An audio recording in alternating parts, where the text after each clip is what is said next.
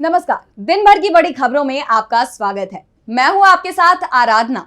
आज इस बुलेटिन में बात होगी आपातकाल पर छिड़े विवाद की, बिहार एनडीए में तेज हुए घमासान की, देखेंगे महाराष्ट्र में विधानसभा चुनाव से पहले एनडीए में रार को, राष्ट्रपति द्रौपदी मुर्मू के अभिभाषण को, जानेंगे हरियाणा में बीजेपी के खिलाफ विपक्ष की मजबूती को, और बुलेटिन के आखिर में देखेंगे जाने माने कार्टूनिस्ट इरफान की किस खबर पर पड़ी तिरछी नजर। लेकिन दिन भर की तमाम बड़ी खबरों से पहले एक नजर आज की सुर्खियों पर। संजय राउत ने राष्ट्रपति मुर्मू पर साधा निशाना, बोले तानाशाह सरकार की जिम्मेदार वो भी हैं, उन्हें सरकार को रोकना चाहिए। गहलोत ने सीएम भजनलाल से शहरी रोजगार गारंटी योजना का बजट जारी करने की कही बात, बोले इसे कोई भी सरकार अटका नहीं सकती। एमपी में मोहन सरकार लेने जा रही अब तक का सबसे बड़ा कर्ज, कमलनाथ ने कसा तंज, कहा अब सरकार को कर्ज का ब्याज चुकाने के लिए भी लेना पड़ता है कर्ज। शेयर बाजार में तेजी, 568 अंकों की तेजी के साथ 79,243 पर बंद हुआ सेंसेक्स, तो 175 अंकों की तेजी के साथ 24,044 पर बंद हुआ निफ्टी। ये तो थी सुर्खियां। अब बात आज की सबसे बड़ी खबर की। संसद सत्र का आज चौथा दिन था। राष्ट्रपति ने अभिभाषण दिया जिसमें एक बार फिर आपातकाल का जिक्र हुआ। इस पर विपक्ष ने कड़ी आपत्ति भी जताई और अब इसी सिलसिले में कांग्रेस सांसद और विपक्ष के नेता राहुल गांधी ने लोकसभा स्पीकर ओम बिरला से मुलाकात की और आपातकाल पर बयान को लेकर नाराजगी जताते हुए इसे राजनीति से प्रेरित बताया। तो क्या कुछ कहा राहुल ने इस मुलाकात में, देखिए ये रिपोर्ट। बुधवार को ओम बिरला दोबारा लोकसभा स्पीकर के तौर पर चुने गए। इस दौरान उन्होंने अपने पहले ही भाषण में आपातकाल को लेकर टिप्पणी की। बिरला ने अपने वक्तव्य में आपातकाल की आलोचना करते हुए सदन में 2 मिनट का मौन रखने की भी बात कही थी, जिसके बाद विपक्ष ने सदन में इस पर कड़ी आपत्ति जताई थी। विपक्ष ने स्पीकर के इस बयान को राजनीति से प्रेरित बताया था। विपक्ष के वरिष्ठ नेताओं का कहना था कि पिछले 10 साल से जो देश में अघोषित आपातकाल लगा हुआ है, उसे लेकर भी स्पीकर कुछ बोले। वहीं अगले ही दिन गुरुवार को सदन में राष्ट्रपति ने भी अपने अभिभाषण में आपातकाल की आलोचना की, जिसके बाद इंडिया गठबंधन ने नेता प्रतिपक्ष राहुल गांधी की अगुवाई में स्पीकर ओम बिरला से मुलाकात की। वहीं केसी वेणुगोपाल ने इस मामले में स्पीकर को पत्र लिखकर विपक्ष की ओर से नाराजगी जताई है। वेणुगोपाल ने पत्र में चिंता जताते हुए लिखा कि सदन में जिस तरह से आपातकाल को लेकर बयानबाजियां की गयी, वो संसदीय परंपराओं का उपहास है। वहीं कांग्रेस अध्यक्ष मल्लिकार्जुन खड़गे ने इस मामले पर ट्वीट किया है। खड़गे ने लिखा कि सरकार राष्ट्रपति के अभिभाषण में ऐसे राजनीतिक मामले नहीं डाल सकती। मोदी सरकार द्वारा लिखित राष्ट्रपति के अभिभाषण से ऐसा लगा जैसे पीएम मोदी जनादेश को नकारने की हर संभव कोशिश कर रहे हैं। एक तरफ राष्ट्रपति के अभिभाषण में आपातकाल के जिक्र पर सियासत गरमाई हुई है, तो दूसरी तरफ बिहार में भी घमासान छिड़ गया है। एनडीए में फूट की खबरें सामने आ रही हैं। कहीं नीतीश कुमार के एक बार फिर पलटी मारने के संकेत मिल रहे हैं, तो कहीं बीजेपी से मिले धोखे के खिलाफ बगावत के स्वर दिखाई दे रहे हैं। तो फिलहाल क्या है बिहार का सियासी समीकरण, देखिए ये रिपोर्ट। नीतीश पलटी मारने वाले हैं इस खबर से, जहां पीएम मोदी को अपनी कुर्सी जाने का डर सता रहा है, तो वहीं एनडीए में फूट की खबरें भी लगातार जोर पकड़ रही हैं। बीजेपी के सहयोगी नाराज दिखाई दे रहे हैं, तो वहीं आरजेडी विधायक वीरेंद्र भाई के बयान ने बीजेपी की मुश्किलों को और बढ़ा दिया है। वीरेंद्र भाई ने बीजेपी को एक गड़बड़ वाली पार्टी बताया। इसके साथ ही उन्होंने दावा कर दिया कि नीतीश कुमार कभी भी बीजेपी का साथ छोड़कर इंडिया में शामिल हो जाएंगे। इसके बाद बिहार में बीजेपी भी नहीं रहेगी। तो वहीं बीजेपी नेता और पूर्व केंद्रीय मंत्री डॉक्टर संजय पासवान ने अपनी ही पार्टी को हैसियत दिखाने का काम किया। पासवान ने कहा कि मुझे कहने में कोई गुरेज नहीं है कि अगर नीतीश जी साथ नहीं होते तो बीजेपी लोकसभा चुनाव में 0 पर आउट हो जाती। ये सच्चाई है। इन दिनों बिहार में ताकत का ध्रुवीकरण हुआ है। राज्य में एक ताकत तेजस्वी के साथ गया है, तो दूसरे ताकत समूह के नेता नीतीश कुमार बन गए हैं। इसमें कोई शक नहीं है। पासवान के इस बयान से एक बार फिर राजनीति गर्मा गई है। तो वहीं दूसरी तरफ बिहार में बीजेपी के सीनियर नेता और पूर्व केंद्रीय मंत्री अश्विनी चौबे का बड़ा बयान सामने आया है। उन्होंने कहा कि मेरी इच्छा है कि पार्टी के संगठन को पार्टी में आयातित माल हमें कभी नहीं बर्दाश्त है। बीजेपी को अभी नीतीश से आगे सोचना चाहिए। चौबे ने कहा कि बीजेपी को नीतीश की जरूरत नहीं है। बीजेपी नेता के बयान से साफ है कि 2025 के बिहार विधानसभा चुनाव में बीजेपी नीतीश कुमार के साथ मिलकर चुनाव नहीं लड़ेगी। इसके बाद ये सवाल भी उठ रहे हैं कि नीतीश कुमार पहले ही बीजेपी बीजेपी को किनारे लगा देंगे। तो वहीं बिहार में विधान परिषद की सीट को लेकर भी सियासत गरमाई हुई है। एनडीए के सहयोगी दल उपेंद्र कुशवाहा की पार्टी राष्ट्रीय लोक मोर्चा ने बीजेपी पर वादा खिलाफी का आरोप लगाया है। ऐसे में एनडीए में बड़ी बगावत की आशंका जताई जा रही है। बिहार एनडीए में फूट के आसार नजर आ रहे हैं तो महाराष्ट्र में भी एनडीए बिखरने की कगार पर नजर आ रहा है। विधानसभा चुनाव से पहले राज्य में एनडीए गठबंधन में सीएम पद को लेकर घमासान छिड़ गया है। अजित गुट ने तो यहां तक कह दिया कि सभी दल अलग अलग चुनाव लड़ सकते हैं। एनडीए बिखर रहा है तो विपक्ष का महाविकास अघाड़ी मजबूत नजर आ रहा है। देखिए ये रिपोर्ट। विधानसभा चुनाव से पहले महाराष्ट्र की सियासत में हलचल तेज है। सीएम पद को लेकर सत्ताधारी दल में खींचतान मची हुई है। गठबंधन में शामिल तीनों ही दल बीजेपी, शिंदे गुट की शिवसेना और एनसीपी अजित गुट ने सीएम पद के लिए दावेदारी ठोक दी है। बीजेपी नेता संकेत दे रहे हैं कि चुनाव बीजेपी के नेतृत्व में होगा, तो शिंदे गुट का दावा है कि एकनाथ शिंदे के नेतृत्व में विधानसभा चुनाव लड़ने को लेकर उनके और बीजेपी के बीच सहमति बन गई है। और अब इस रेस में अजित गुट ने भी एंट्री मार ली है और गठबंधन में अपनी पार्टी के लिए सीएम पद की मांग की है। अजित गुट ने तो अलग अलग चुनाव लड़ने की भी चेतावनी दे दी है। एनसीपी के प्रवक्ता और एमएलसी अमोल मितकारी ने विधानसभा चुनाव के लिए सीट बंटवारे को लेकर बयान दिया है। मितकारी ने कहा कि अगर गठबंधन में शामिल हर घटक दल आगामी विधानसभा चुनाव में 100 सीटों पर चुनाव लड़ने पर जोर देता है तो पार्टियों को अलग अलग चुनाव लड़ना होगा। अगर उन्हें 288 विधानसभा सीटों में से सिर्फ 55 सीटों की पेशकश की जाएगी तो पार्टी को ये मंजूर नहीं होगा। लोकसभा चुनाव के बाद से ही बीजेपी से अजित गुट की नाराजगी साफ जाहिर थी, लेकिन अब ये मामला गंभीर होता हुआ नजर आ रहा है। राज्य में एनडीए बिखरता हुआ नजर आ रहा है तो वहीं महाविकास अघाड़ी मजबूत होता दिखाई दे रहा है। बताया जा रहा है कि विधानसभा चुनाव के लिए विपक्ष में सीटों के बंटवारे का फॉर्मूला तय हो गया है। कांग्रेस, उद्धव गुट, शरद गुट के बीच बराबर सीट शेयरिंग पर सहमति बन गई है। यानी 288 सदस्यीय महाराष्ट्र विधानसभा में एमवीए में शामिल हर पार्टी 96 सीटों पर चुनाव लड़ेगी। ऐसे में एनडीए गठबंधन की मुश्किलें बढ़ती हुई नजर आ रही हैं। एक तरफ एनडीए मुश्किल में दिखाई दे रहा है तो दूसरी तरफ राष्ट्रपति द्रौपदी मुर्मू के अभिभाषण ने भी बीजेपी की पोल खोल दी है। संसद सत्र में चौथे दिन राष्ट्रपति द्रौपदी मुर्मू का अभिभाषण हुआ।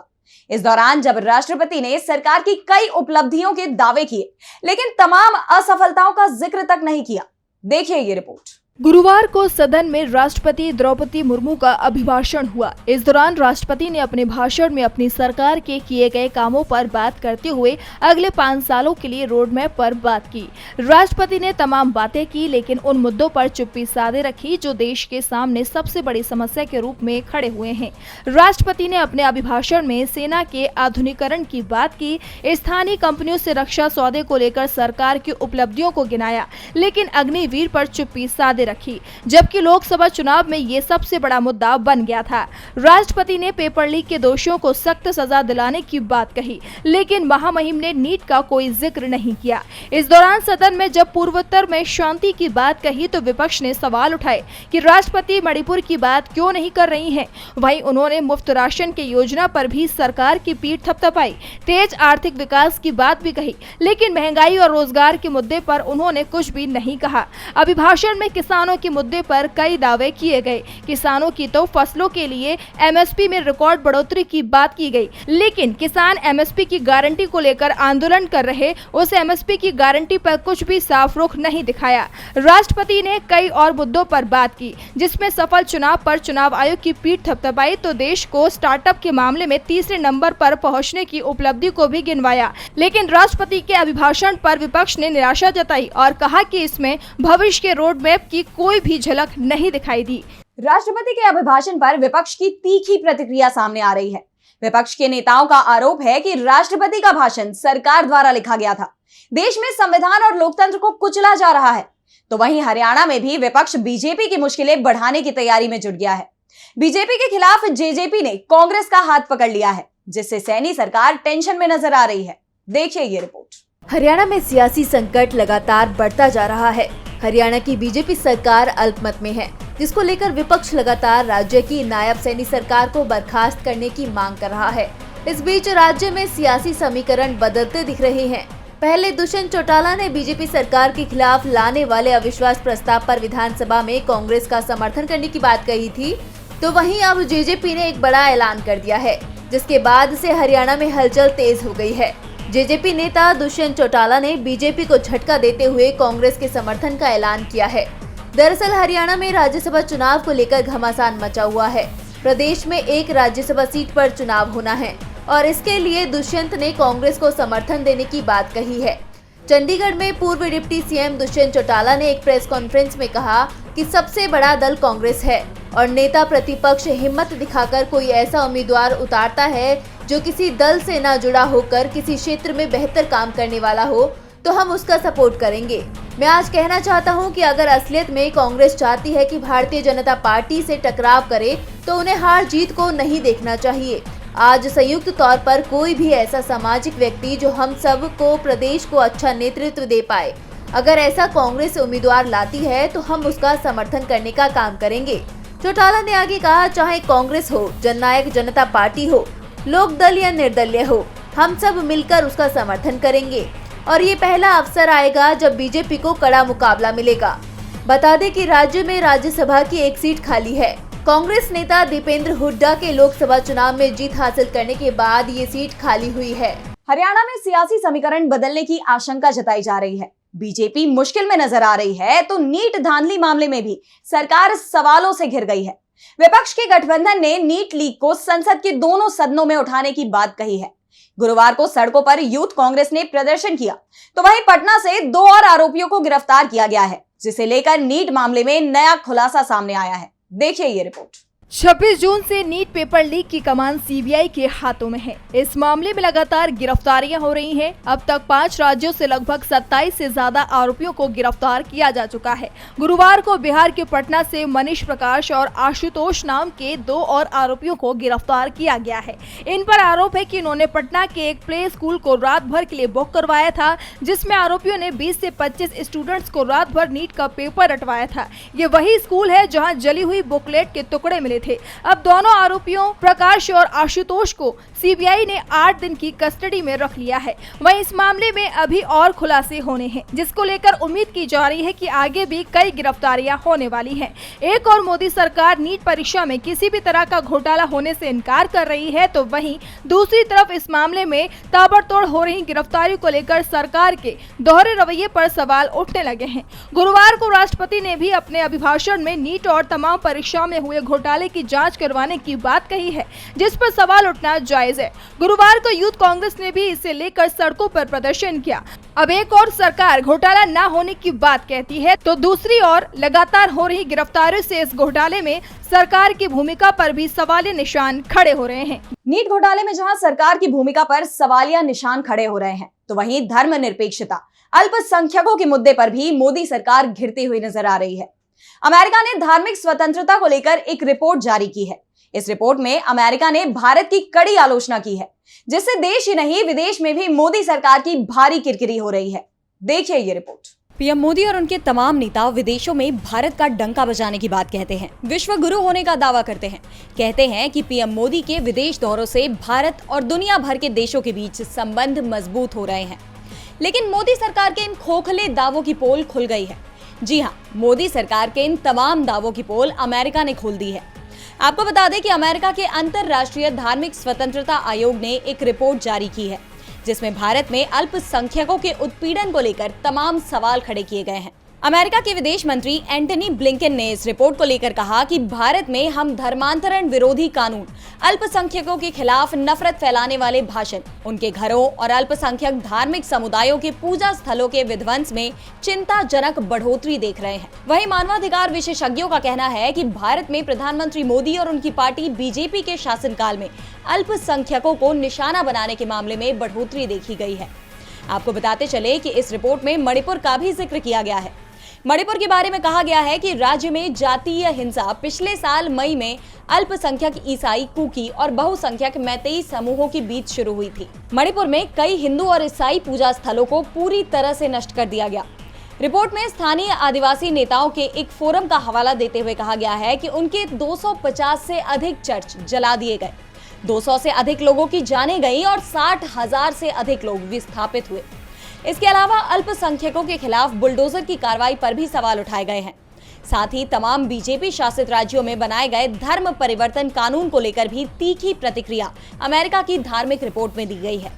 अमेरिका की इस रिपोर्ट से मोदी सरकार सकते में है और ये वही मुद्दे हैं जिसे विपक्ष मुखरता से लगातार उठाता रहा है।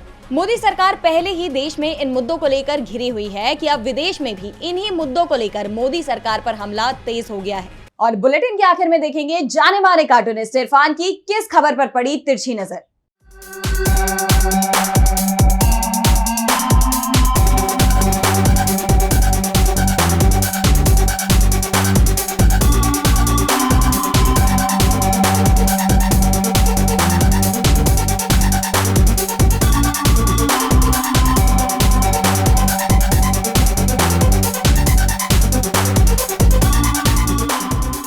राष्ट्रपति द्रौपदी मुर्मू ने अपने संसद भाषण में आपातकाल का जिक्र किया, पेपर लीक पर भी एक्शन का जिक्र किया।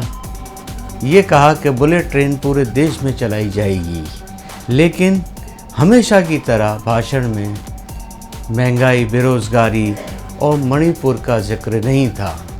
हो सकता है कि सरकार महंगाई, बेरोजगारी और मणिपुर जैसे शब्दों का प्रयोग कभी गैर कानूनी भी कर दे, क्योंकि मोदी है तो मुमकिन है।